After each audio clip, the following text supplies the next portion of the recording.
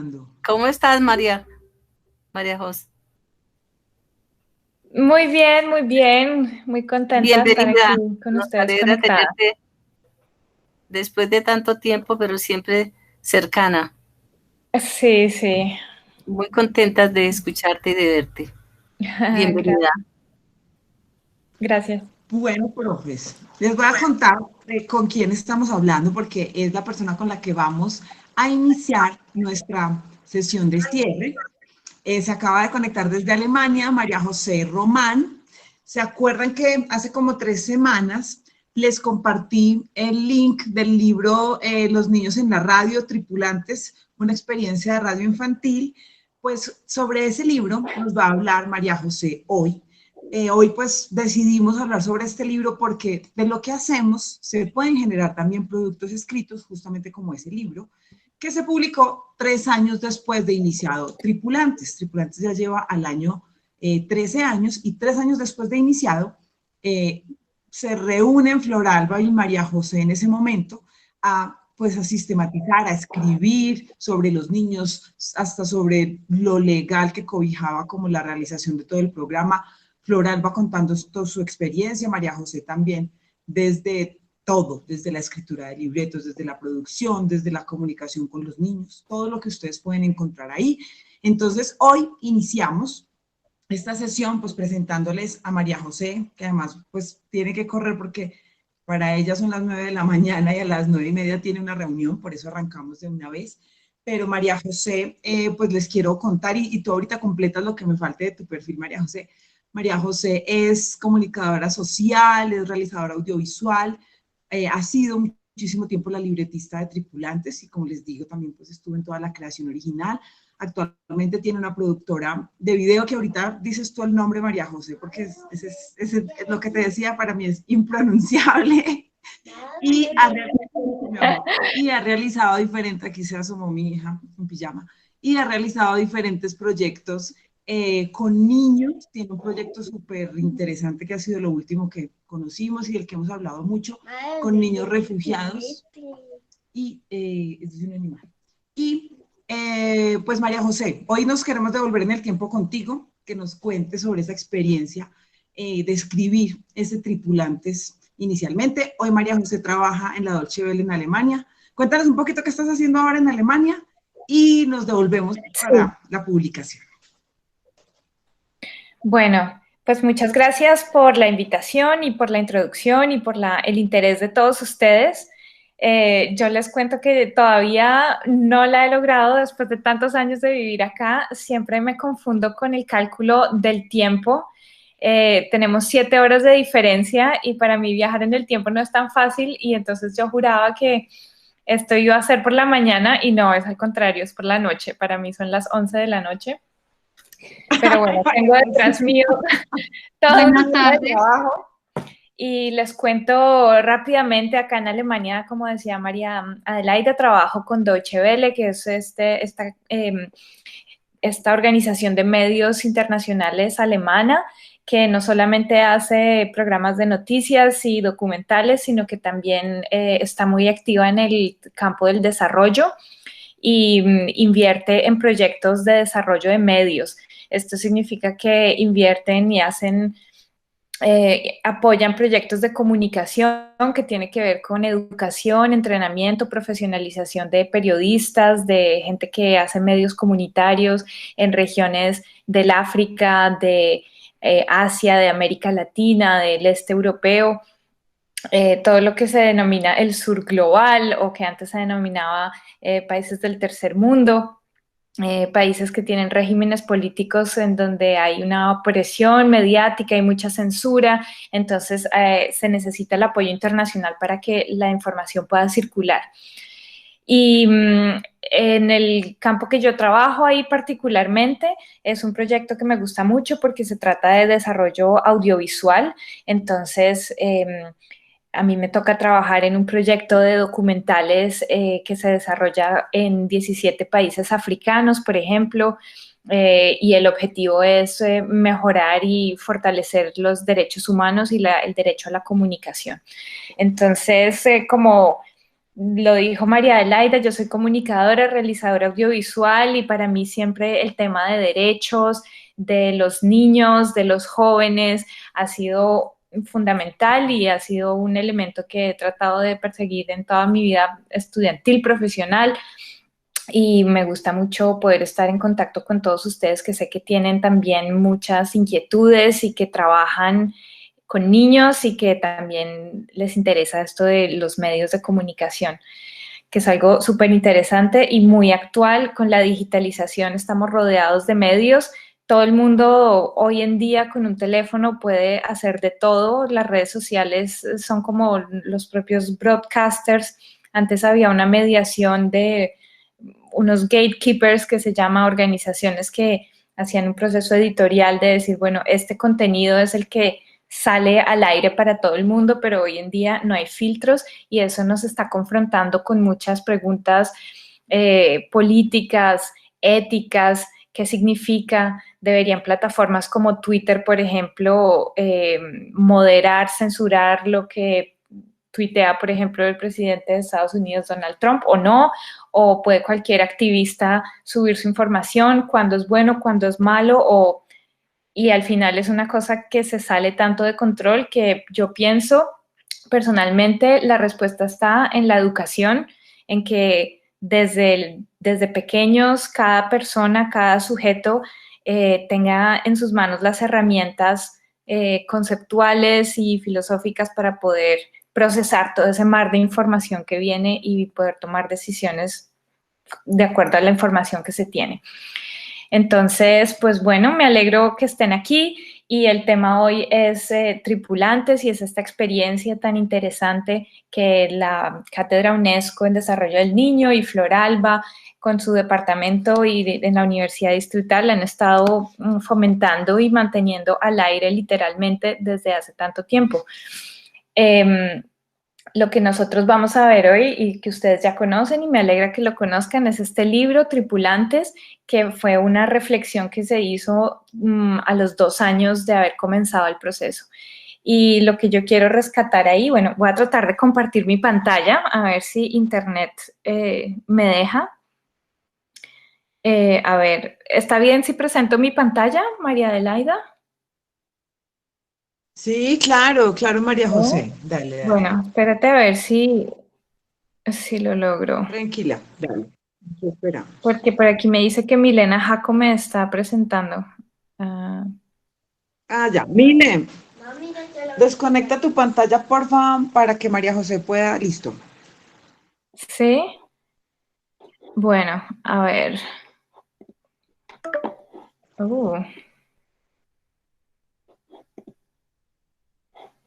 No, me dice que no puede.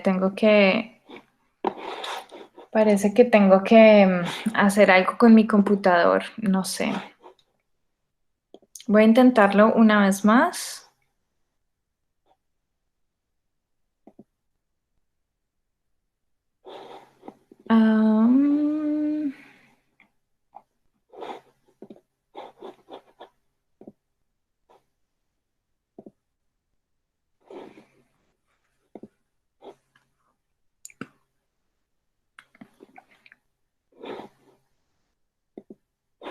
A quienes están conectando, bienvenidos. Hoy arrancamos muy rápido porque nuestra invitada se está conectando desde Alemania, casi medianoche. Entonces, arrancamos muy puntuales. Ella es María José Román, autora del libro de Tripulantes que les había compartido hace 3 semanas. Alice nos dice que a través del libro fue que ella llegó y acá estamos. Pero no, María José, no, la pantalla no, yo no la veo. No da. No, desafortunadamente creo que no salió, pero bueno, yo lo voy a tener aquí, de pronto después les paso el... Pero bueno, me escuchan y me ven, ¿cierto? Sí, y si quieres me lo envías Sí. y yo lo comparto después con el grupo. Bueno, perfecto. Entonces, bueno, ustedes ya conocen el libro.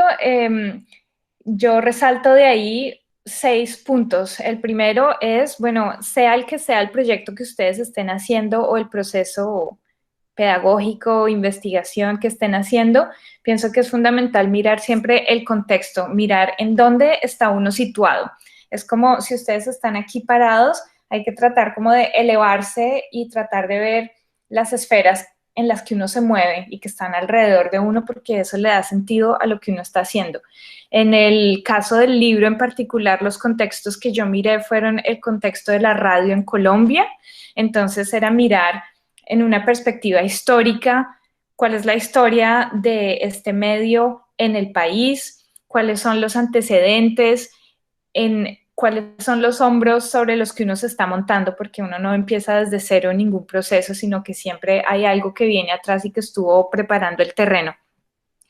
Como Tripulantes era un programa de radio para niños, entonces, claro, radio, uno de esos elementos. El otro, niños. Entonces yo quería mirar en qué esfera, cómo estamos entendiendo niños. Y para todo el proyecto de Tripulantes y de la Cátedra UNESCO en Desarrollo del Niño, pues el niño es un sujeto de derecho. ¿Qué significa eso? Entonces hay que mirar qué convenciones internacionales de derechos del niño hay, cómo se entiende a ese niño. Partimos del punto de vista de que el niño tiene un derecho a la participación, que tiene una voz y que una función de los medios de comunicación debería ser, al menos en teoría, brindarle un espacio a ese sujeto de derecho para que exprese sus opiniones.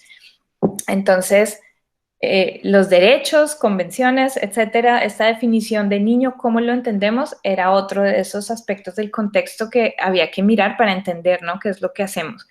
Y el otro, obviamente, la educación, pues porque es un programa que nace desde la academia, que se transmite por la emisora de la universidad. Entonces, mirar cuál es esa relación que hay entre medio de comunicación o tecnología y educación. Entonces, esos eran los tres elementos, las tres esferas de contexto que yo pensé que era importante mirar, y que sea el que sea el proyecto que ustedes están haciendo, los invito a que se miren en dónde están parados para darle sentido.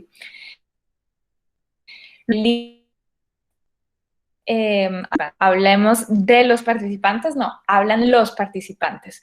La idea era que incluyéramos en el libro las voces de los niños, tal cual como se hace en el programa de radio y tal como es el aporte académico de Floralba, todo ese estudio que ha hecho del relato infantil, toda la idea de escuchémoslos y analicemos todos los matices que hay en esos relatos. Entonces, ahí en el libro recogemos los escritos que nos dieron estos niños que en ese momento participaban en el proyecto. Y otra vez, extrapolándolo a lo que sea que ustedes estén haciendo y su proyecto, pues si ustedes están trabajando con sus estudiantes o con niños o con una comunidad en particular, pues abran un espacio a esas voces de esas personas que están participando ahí. Luego, otra voz que hay que recoger es la de los expertos. En el libro, pues hay una entrevista con Floralba, y otra vez lo que les decía, uno no empieza un proyecto desde cero, sino que hay que mirar cuáles son los elementos que abonaron ahí el terreno en donde uno por fin puede hacer algo que ojalá florezca. Entonces, por eso siempre recoger la opinión de un experto y mirar teóricamente qué le puede dar fortaleza a la propuesta que uno está haciendo, porque todo proceso de investigación pues parte de una teoría, de una hipótesis, y es bueno, digamos, darle una buena estructura a ese proyecto, y eso se logra siempre que uno pues se aferre de algo firme, y pues la experticia, la ciencia es lo que hay en la academia y es lo que mueve hacia adelante el conocimiento. Entonces hay que también, es una parte importante de cualquier proyecto de reflexión que uno hace. Otra parte fundamental de todo proceso de investigación es la metodología, y lo que hacemos en ese libro es reflexionar sobre lo que estamos haciendo. Todo comenzó como un proceso que se fue dando, fue cambiando en la marcha, pero todo el tiempo es importante como parar un momento y evaluar, mirar y reflexionar qué es lo que estamos haciendo y cómo lo estamos haciendo, qué funciona, qué no funciona, qué se puede cambiar, qué se puede compartir con los demás, preguntar cómo hacen los otros. Entonces, metodología siempre fundamental. Piensen en lo que ustedes hacen y cómo lo hacen. Y también, obviamente, hay muchas metodologías que ya se han probado, ¿no? No hay que empezar de cero. Yo siempre pienso que hay que mirar lo que se ha hecho y por eso hacer una reflexión sobre la metodología es fundamental. Y acá en este libro lo que nosotros decimos de cómo se hace tripulantes es que todo parte de un diálogo, de una asamblea con los niños, un diálogo con ellos, escucharlos, preguntarles y oírlos cómo hablan, oír lo que cuentan. De ahí era de donde salían todos los temas que después se volvían cada uno de ellos un programa. De ese ejercicio de recoger ahí los temas en ese diálogo abierto, después seguía ya lo más metodológico de investigar, entonces mirar qué temas se pueden meter ahí y luego producir, escribir un guión, preparar todo lo que se tenía que preparar, toda la producción para poder invitar a los niños a hacer una emisión en vivo o grabar el programa y luego postproducirlo. Incluso yo diría que aparte de la producción, el haber escrito un libro, el hecho de que esta idea y este proyecto se siga llevando a cabo y se siga reflexionando sobre él. Todo eso hace parte de esa metodología.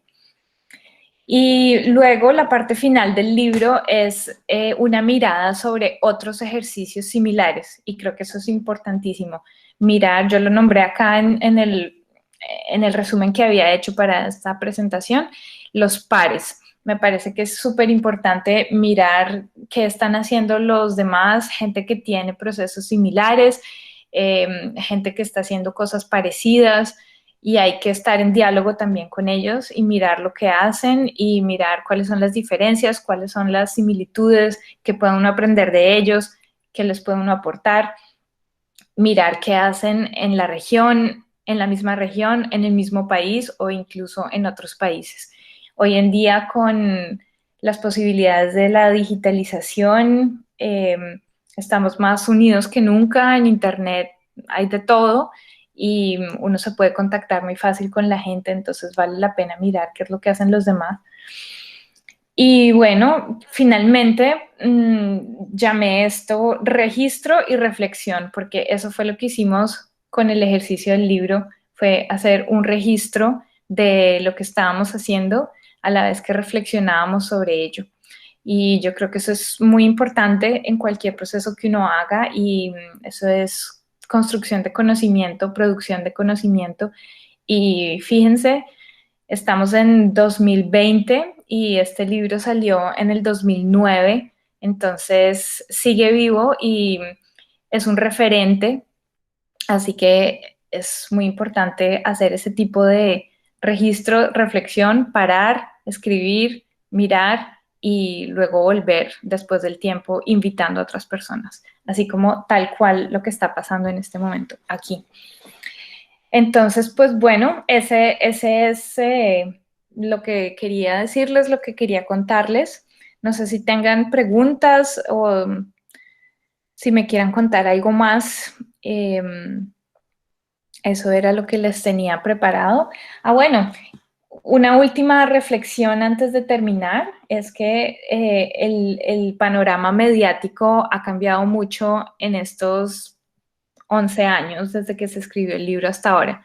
Creo que la digitalización ha sido impresionante, la dimensión que han adquirido las redes sociales y esto que hablábamos de que hoy en día cada persona puede producir conocimiento, puede producir información, puede producir contenido audiovisual, ponerlo a circular y alcanzar a muchísima gente. O sea, hoy en día esas instituciones que hace 10 años cuidaban las puertas y eran como el cuello de botella de la información que circulaba, hoy en día no alcanzan a tener tantos seguidores en redes sociales como puede tener un solo influencer. Entonces, hay uno de los influencers que es como el más millonario, es un chico de Suecia que tiene como 22 años y él tiene, no sé, 10 millones de seguidores, algo así. Y el periódico New York Times no alcanza a tener esa cifra. Entonces, es impresionante eso que está pasando. Eso es un elemento que hay que pensar cuáles son los contenidos que se ponen a circular por ahí y quiénes los están viendo, quiénes no. Y a mí me parece particularmente muy interesante lo que ha pasado con la radio, porque la radio es uno de los medios más antiguos que hay, digamos que audio, no visuales, porque la radio no es visual, pero como que parecía que con la llegada de la televisión la radio había quedado relegada en segundo lugar por, por su manera, por su técnica. En muchos lugares del mundo siguió siendo relevante simplemente porque no había infraestructura como para una televisión, para que la televisión tuviera tanta penetración como siempre lo tuvo la radio, que es un medio más barato, digamos, por ondas puede llegar a cualquier parte, no se necesita mucho. Pero con la televisión y luego con la digitalización, internet, como que la radio había caído ahí relegada, no se escuchaba tanto, o por lo menos no se hablaba tanto sobre ella como sobre otros medios. Pero de unos años para acá, de pronto los podcasts han adquirido una relevancia impresionante y hoy en día, otra vez para nombrar el periódico, el New York Times, están la versión impresa casi que a punto de cerrar porque ya nadie compra un periódico impreso, de pronto lee la noticia online, pero están luchando por conseguir suscriptores que paguen. Viven de la pauta y resulta que hoy en día lo que más le dan entradas económicas a ese periódico es el podcast que hacen, por ejemplo. Y hay muchísimos podcasts, hay plataformas y uno puede conseguir lo que quiera. Los podcasts que son programas de radio que no se transmiten vía ondas, como normalmente la radio en el principio de su historia, sino que quedan circulando por ahí en la red. Hoy en día incluso el podcast se está volviendo medio audiovisual porque ponen una cámara a grabar en el estudio y a la gente simplemente, por ejemplo, en plataformas como YouTube le encanta ver a dos personas hablando en un estudio de grabación que en realidad están haciendo un programa de radio. Pero esas son las cosas que estamos viendo hoy, los fenómenos. Y un podcast es una manera de comunicación muy efectiva porque cuando uno se conecta sus audífonos y uno está escuchando algo, la imaginación vuela, la mente vuela, es un modo de comunicación que es como muy íntimo. Uno puede estar en un trancón 2 horas o puede salir a trotar o puede estar montando en bicicleta o puede estar viajando o puede estar en la casa, yo qué sé, pero el acto de escuchar ahí un podcast se vuelve una cosa como que le permite a uno meditar o algo así. Entonces, esos son elementos interesantes que la radio siempre tuvo ahí, pero que ahora de pronto se están volviendo, digamos que están volviendo a estar de moda. Y de moda también significa que en este sistema capitalista, pues es una manera también de ganar plata. Y hay mucha gente que hace podcasts que se vuelven famosos, que están logrando movilizar muchos suscriptores en plataformas como YouTube y eso se puede monetizar también. Es un elemento que no hay que descuidar, hay que también pensar, es un elemento que hace parte de todo esto. Entonces, bueno, con esa última reflexión ya ahora sí los dejo. No sé si tengan alguna pregunta o comentario y si no, pues empiezo a despedirme. ¿Quién quiere hacer alguna pregunta o un comentario a María José?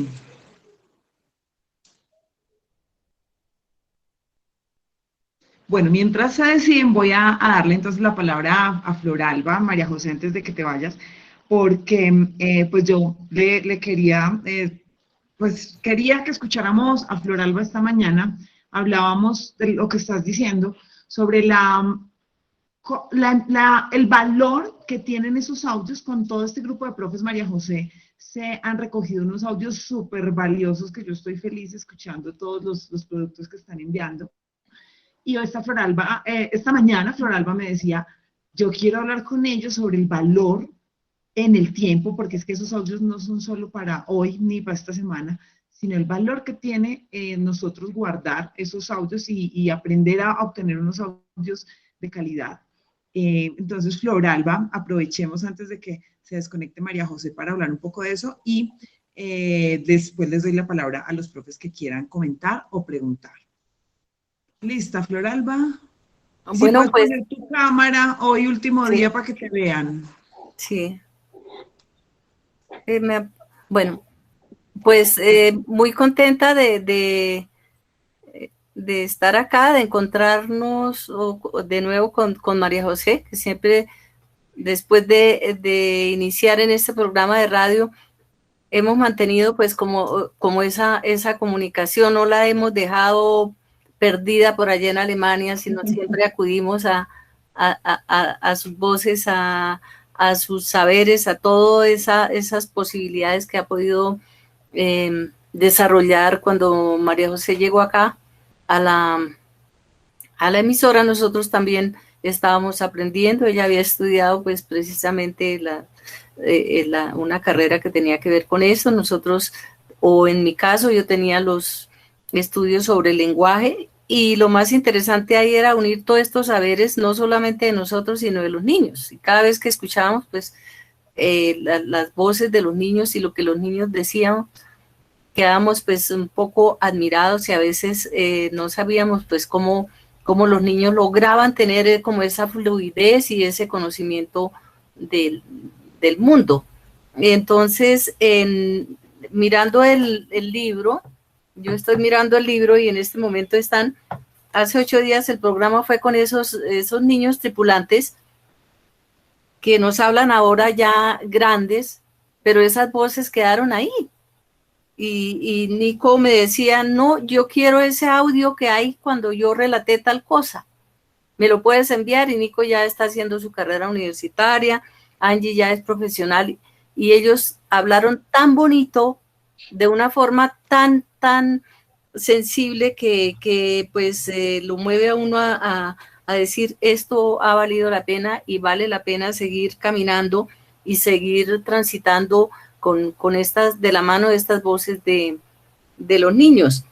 Y siempre me veo ahí esa cómo van creciendo, cómo ellos de un momento para otro crecen, cambian sus voces, pero ese legado que queda ahí, ese registro que queda ahí, es pues casi que una joya que tenemos ahí, porque con el tiempo ellos quieren escuchar, nosotros queremos escuchar.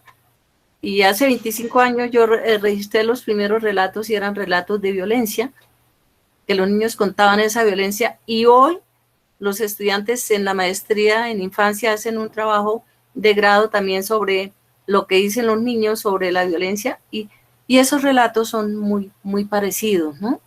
Esa visión del mundo de estar muchas veces en situaciones de violencia, pues nos llevan a que esos relatos siempre van a estar ahí, son el trasfondo, pero es la voz de los niños lo que queda ahí, queda como esas fotos que dice, ay, muestre yo cómo hablaba de pequeñito, ¿no? Entonces a veces no hay registros de cómo hablaba, cómo fue esa evolución también en el lenguaje, en la voz, sino está el registro audiovisual. Entonces estoy muy contenta esta mañana estuve mirando el libro, buscándolo, y entonces aparecen las fotos de los niños, los mismos que hablaron qué día, y tener ahí todo el compendio, toda la compilación que hizo María José, muy bien hecha en esa época, y bien habida en la época, porque en este momento ya pues no hay presupuestos para libros, ya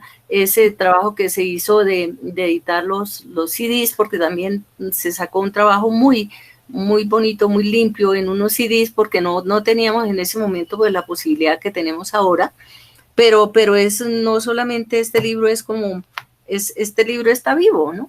Está ahí, y están los niños, y están pues, están las voces, entonces eso es lo importante de estos proyectos, y de continuar pues con este trabajo participativo, ¿no? Porque en última se habla de una participación, donde la voz, cada uno es autor, y cada uno, por eso vemos en este momento lo que María José hablaba, cómo la gente se va convirtiendo en comunicadores, en emitir todo lo que piensan. Entonces hay una cantidad de información que tenemos que nosotros estar preparados. Estos niños que han pasado por tripulantes y que hemos entrevistado después, es ese hecho de estar ahí, de estar con los otros, de crear otro tipo de amistades, otro tipo de relaciones, de poder hablar de muchos temas, investigando, pero también de forma muy libre, los ha llevado a ser personas diferentes, a ser seres humanos pues que comparten, que conocen y que ven la realidad y la vida de otra manera.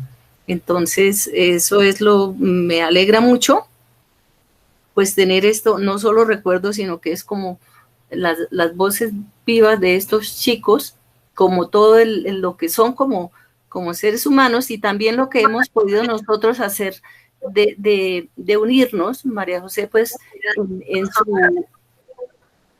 cuando llega es muy joven, pues, pero trae muchas ideas. Nos hizo mucha falta, y me acuerdo cuando María José se fue, María José era la de las ideas, la que nos proponía cosas distintas. Nosotros estábamos ahí, pues, yo con mi visión tal vez un poco de profesora, pero ella llegaba y nos cambiaba, pues, como el libreto, nos daba una cantidad de ideas tan interesantes que eso nos permitía jugar con esos mundos de los niños que también son de improvisación, de juego, de dar ideas, sino que a veces pues no las tenemos en cuenta ni contamos con los niños. En este momento, por ejemplo, a uno le preguntan, bueno, ¿y cómo es la educación de los niños en época de pandemia?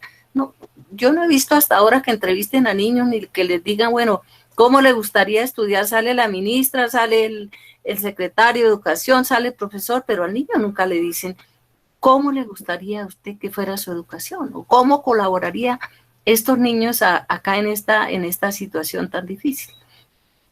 Entonces, pues eso es como lo que hacía a grandes rasgos mi visión en este momento, que estoy contenta también de volver al libro, de escuchar, de ver a María José, de ver cómo María Adelaida ha logrado como crear también estos vínculos con las redes, que a veces son difíciles. A mí a veces la cámara no me funciona. Esta mañana salí cuando me di cuenta, habían sacado en Face una entrevista que han hecho y yo ni siquiera no miraba para la cámara, sino que iba mirando hacia abajo. Entonces todo es un reto para aprender como esas nuevas formas de comunicación. Y yo veo a María Adelaida, María José muy bonita en la cámara, María Adelaida también, y yo esta mañana yo dije, no, pero yo ¿por qué me agaché y no me alcancé? Es cuestión de manejar también esas nuevas formas de comunicarse y saber llegar a la gente de otra manera. Toda la vida acostumbrado uno a manejar la comunicación persona a persona, y ya cuando uno ve que se comunica es por una pantalla, entonces eso es como que crea pues otras dificultades. De todas maneras, seguimos andando. Muchas gracias, y pues por estar presentes y por estar acá desde muy lejos, María José. Muchas gracias. Bueno, con mucho gusto. Siempre hay una pregunta al llamado, porque fue de verdad un proceso muy, muy especial, y bueno, yo me sigo sintiendo una tripulante aquí viajando. por siempre. María José, una profesora, Heidi, ha pedido la palabra. Heidi, te escuchamos. Sí, María Adelaida, ¿me escuchan? Sí, te escuchamos, y si te podemos ver sería perfecto. Hoy de despedida. Ya, acá. Espérame que la cámara se prenda. No sé, ¿no? Y ahora no se me quiere prender la cámara. Bueno, no se me quiere activar la cámara. Bueno, ya prendí la cámara, pero no se activa. ¿Sí se escucha? ¿Ya? Te escuchamos, sí. Ya se activó. Allá te vemos, sí. Estoy viendo con el unicornio de mi hija. Bueno, lo primero que quería decir de María José es como los elementos que comentaste para cuando uno va a empezar a escribir, ¿sí? Cuando uno escribe, tener en cuenta como el contexto. Yo les comentaba cuando llegué acá, yo soy profesora de ciencias naturales, pero me gusta escribir. El que me gusta escribir no quiere decir que lo haga bien. Yo, de hecho, creo que tengo un lenguaje cantinflesco, pero siento que sí tengo una gran imaginación. Entonces, me gustó mucho cómo nos comentaste cómo fue ese proceso, porque mira que de ahí uno retoma muchos elementos para seguir también, pues, escribiendo, ¿no? Quería también, tú hiciste un comentario de lo de la radio que me parece muy valioso, porque realmente...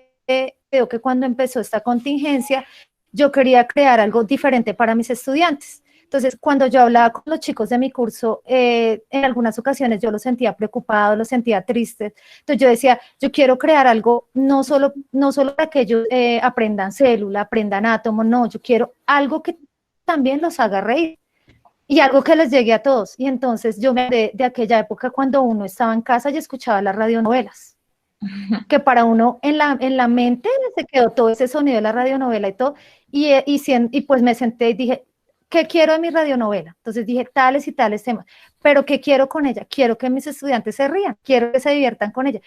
Así la profe no sea actriz, no sea de arte dramático, pero que escuchen la voz de la profe actuando mediante una radionovela. Entonces me senté a escribir con algunas ayudas de personas que les pedí que me ayudaran también con los personajes y pues con la ayuda también de mi hermana que me ayuda a la parte de edición, creé la radionovela. Entonces cuando tú empiezas a hablar con los papitos, ellos te empiezan a decir, no, profe, mira que la actividad que más les gustó a los chicos fue la radionovela y la hicieron con una facilidad que tú te imaginas. Entonces, de pronto eso es lo rescatable de la radio también, que así tú no estás viendo a la persona, te hace como crear cosas, como imaginar los personajes, porque realmente, y basado en algo que viví desde mi infancia y retomando elementos que mira, es la típica novela que el chico rico se enamora de la chica humilde, pero yo le cambié algunos elementos un poquito más actuales, entonces es como esas dos cositas que quería como... Bueno, muchas gracias por tu comentario y para lo primero que decías, escribir es un ejercicio y mi papá es escritor y él siempre dice que él se dedica a la sastrería literaria y le ha tocado mucho hacer textos sobre medida. Le encargan una cartilla o un texto aquí, allá y, o sea, escribir es eso, es hacer un ejercicio y escribir y darle cada día y pensar que uno mejora en el ejercicio. Entonces, sigue adelante con tus proyectos, te felicito y qué suertudos tus estudiantes. Ay, María José, eso se me Gracias. olvidó contar de tu papá. Pues el papá de María José es Celso Román, que eso pues qué maravilla ser hija de Celso Román. Y nos pidieron la palabra dos profes más. Vamos con Patricia y después con James. Patri. Bueno, muy buenas tardes. Bueno. A ver, ya aparezco en cinta, no sé. Ya aparezco Okay. por allí, no sé. ¿Me escuchan? Sí, Patri. Yo Y ya activé te vemos también. ¿Sí? Ok, listo, bueno. María José, bienvenida a nuestros oídos, que me parece muy rico. Incluso es ver cómo María José se escucha mucho mejor tu conectividad, porque María Adelaida todavía le sigue, hay mejor conexión contigo en este momento. En este momento me refiero a la parte tecnológica, ¿no? Tú estás al otro lado, pero estás cerca. Entonces, bienvenida a nuestros oídos. Por ejemplo, en primera instancia, ¿cómo estás ahorita con este cuento de esta pandemia? Y en el orden de esta misma pandemia, ¿cómo se ha logrado trabajar a nivel de medios de comunicación con los niños? No sé qué fuerza tengan allí la radio online, los medios comunitarios, porque, por ejemplo, a mí me llama mucho la atención, tuve la oportunidad de conocer un poco la historia de Manuel Chaparro, que él nos contaba, él es español, y nos hablaba de la red de emisoras comunitarias online, ¿no? Entonces, no sé si de pronto tú has escuchado algo frente a ello, y pues yo digo que algún día, así sea cuando tenga 800 años, voy a tener mi emisora online, pero me parece que es muy importante la trascendencia que puedan tener, pero de pronto el ejercicio fuerte que tienen para su sostenibilidad, ¿sí? Porque es evidente que ellos podrán buscar la publicidad, pero como no escuchan ellos, a mí que me interesa que en la China me escuchen si allá nadie me va a pagar una pauta publicitaria, necesito al señor de la esquina que me pague la publicidad para que le compren el pan y ese tipo de cosas. Entonces, no sé si de pronto allí, uno, el impacto que puedan tener los medios de comunicación comunitarios, dos, la radio online, cómo está, y pues si tienen algún aporte, alguna ayuda del Estado, cómo sobreviven. Y obviamente tú, ¿cómo estás en este cuento de la pandemia? Tu pregunta es con respecto como a Alemania, ¿verdad? Según entiendo. Sí, me imagino que de pronto allí el hecho de la sobrevivencia de la Unión Europea, no sé si tenga algún impacto esa parte de los medios de comunicación online y comunitarios. Sí, bueno, pues te cuento, acá en Alemania, yo siento que, bueno, se supone que la parte dura de la pandemia como que ya pasó, el pico de la curva fue como finales de abril o algo así, y, y ya los números van bajando. En este momento, por ejemplo, yo trabajando desde la casa, pero puedo salir a la calle, los restaurantes ya están abiertos. Hoy estuve en un café y estuve en la peluquería, por ejemplo. Simplemente tiene uno que salir con máscara, uno se puede reunir con gente y, o sea, siento que la vida está como volviendo a la normalidad y además aquí ya está empezando el verano y con la temperatura, mucha de la vida social se hace a puertas abiertas y en la calle. Entonces, han dicho que pues eso funciona, hay que aprovechar eso, digamos, en sentido económico, o sea, los cafés, los restaurantes, todos sacaron mesas a la calle y están atendiendo afuera como para que se pueda volver a abrir ahí la economía, porque la recesión igual es muy dura para todas las personas que trabajan en esos sectores que se vieron más afectados por la pandemia. En cuanto bueno, y yo personalmente pues he sido muy afortunada porque el trabajo que tengo lo puedo perfectamente hacer remotamente desde la casa, entonces en eso no me he visto afectada. Y en lo que tiene que ver con medios, Alemania tiene un sistema mediático muy interesante que tiene que ver también con la estructura política de este país. Alemania es un estado federal, entonces tiene regiones y cada región tiene una cierta autonomía, tiene autonomía para tomar decisiones.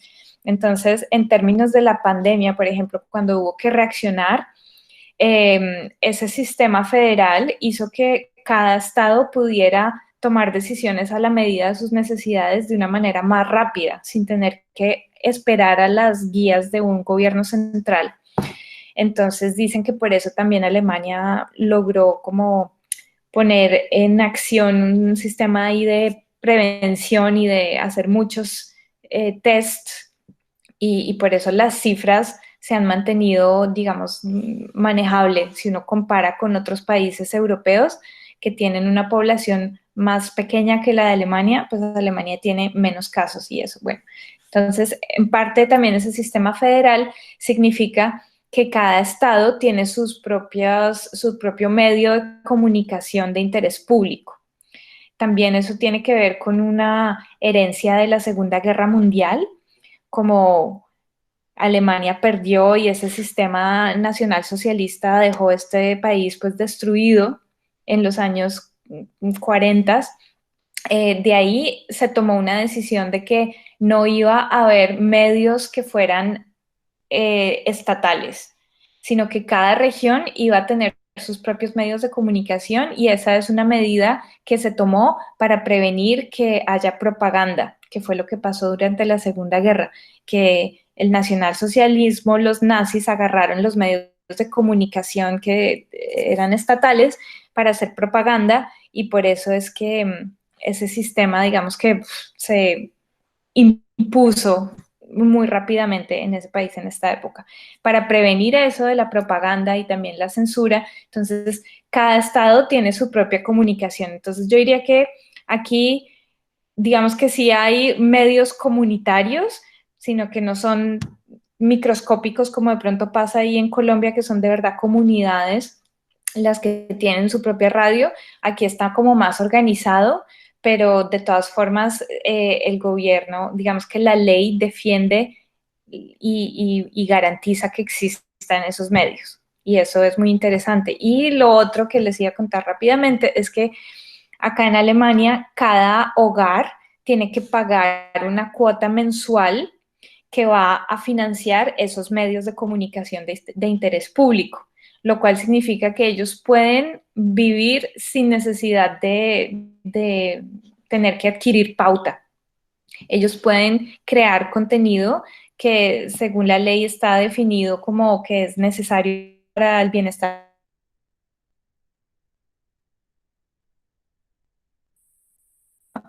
Y además el hecho de que sea financiado por cada hogar y no por el gobierno central y algún ministerio hace que sean independientes también y que puedan ser críticos del gobierno, por ejemplo.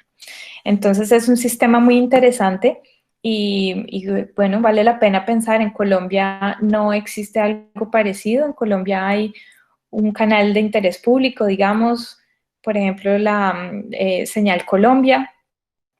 Ese es un medio que tiene la misión de producir información que es de interés público, que es educativa, documentales, nada, pero eso está financiado por el gobierno central.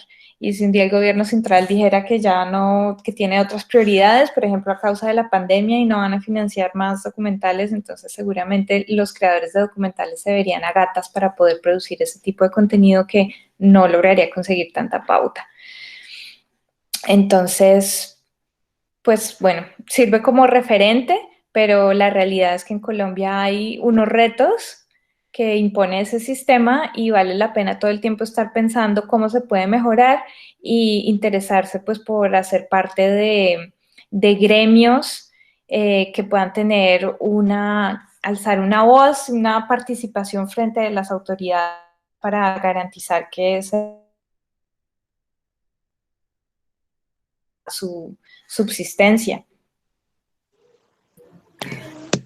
Adelaida, discúlpame un comentario, de hecho a mí me parece importante y ese ejercicio que hoy estamos finalizando es para colocarle mejor un puntico seguido, ¿no? Para que no sea la parte, y por el contrario sé que hay algunos que están vinculados a una red de emisoras y ahí es donde me parece que las redes tienen que tomar mucha importancia, mucha fuerza, porque por ejemplo a nivel de las instituciones educativas tenemos con qué.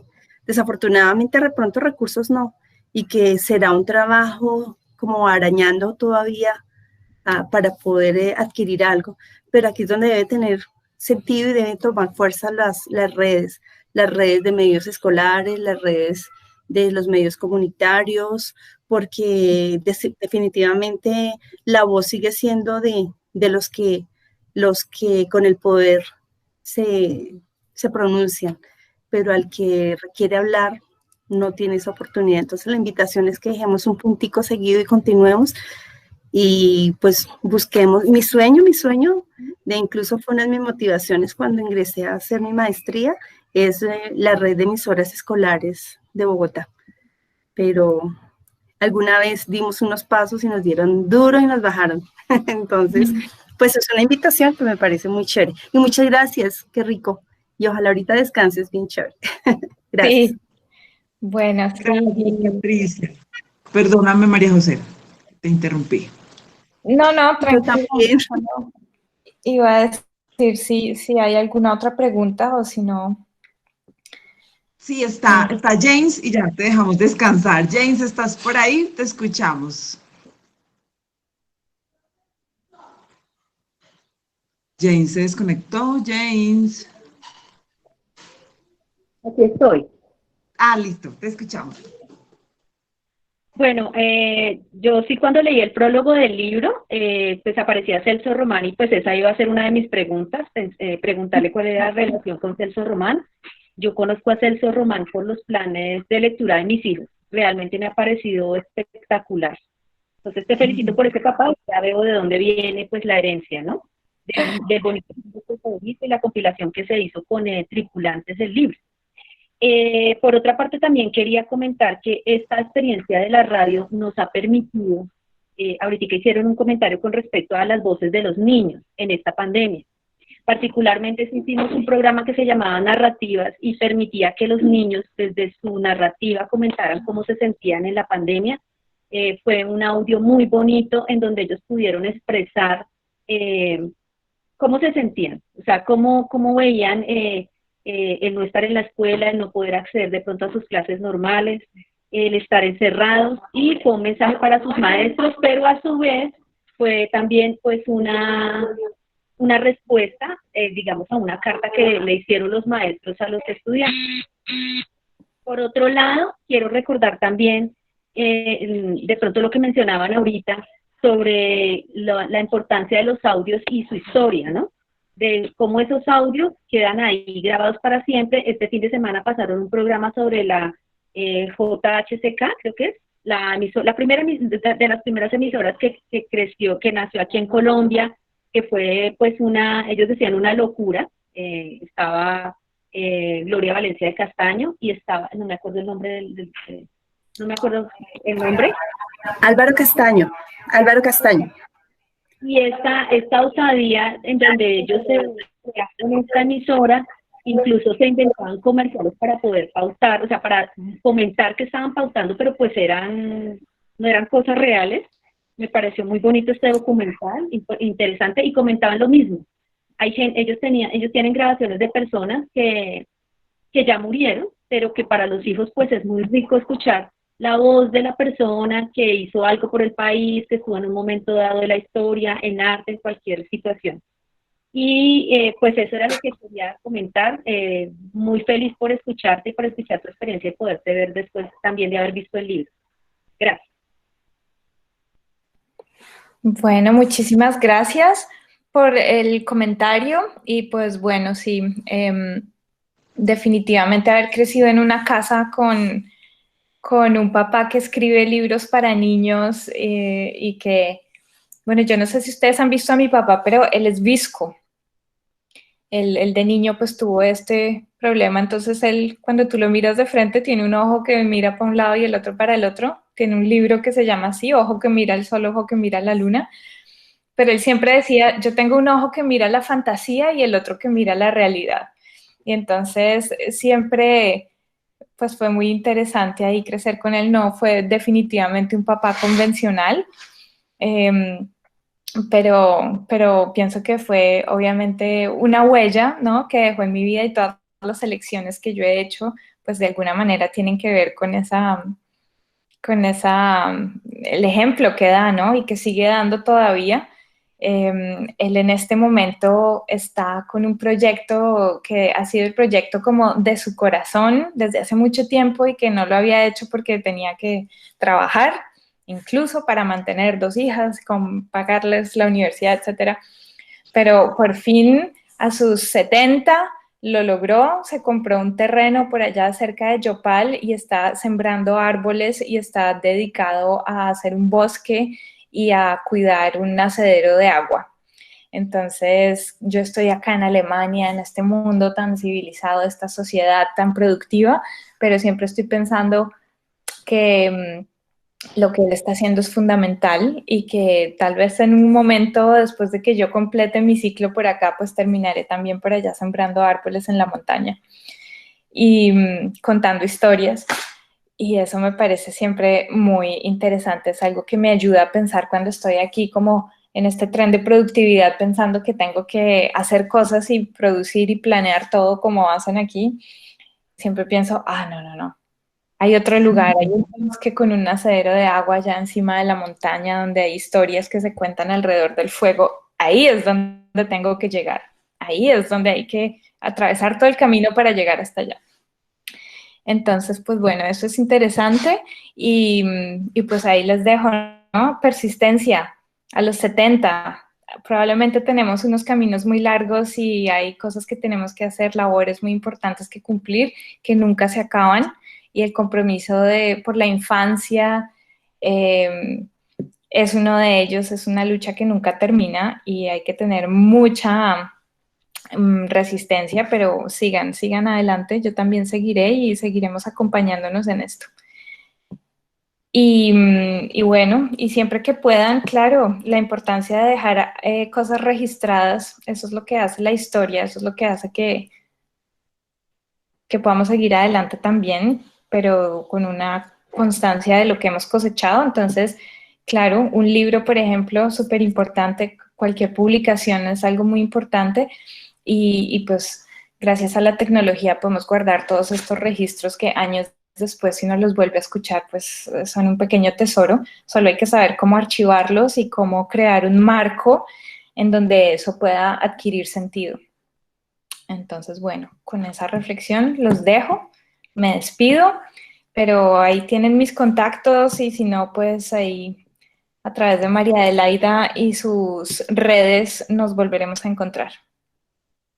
Ay, María José, gracias por acompañarnos hoy, nos tomamos más tiempo del que habíamos cuadrado inicialmente, pero te agradezco haberte conectado, todo lo que nos compartiste.